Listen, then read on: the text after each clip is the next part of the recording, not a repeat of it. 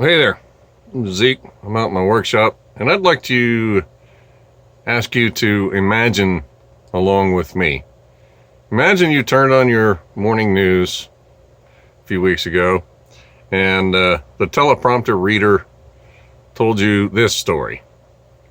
Police responded to a 911 call about a person violating a no contact order and breaking into his ex-wife or girlfriend's house, beating her up and stealing her car keys and trying to take her 3 kids with him, which were also his kids. And police responded and found that the perpetrator of that crime also had a felony warrant for his arrest for sexual assault and various other crimes. So the police tried to arrest the man, and he became combative and began to overpower the 2 police officers that were there. He had one in a headlock, and he had one officer in a headlock, and the other officer deployed his taser, which didn't work. And the suspect ran to the driver's side door of the vehicle, and he was known to the police to be regularly carrying loaded weapons. And the police had drawn their weapons and chased him to the door and tried to stop him from entering the vehicle, but he persisted and reached under the seat, at which time the police officers fired and stopped the suspect.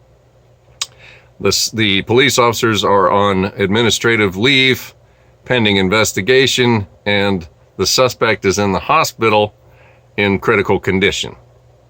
Now, I'd like you to imagine that, because this is actually a true story that happened recently, but it wasn't reported that way at all. The way it was reported was that police responded to a 911 call of domestic violence and shot a black man in the back 7 times. That's the way it was reported.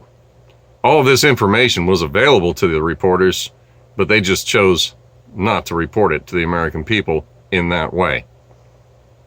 Yes, I'm talking about the Blake case in Kenosha, Wisconsin.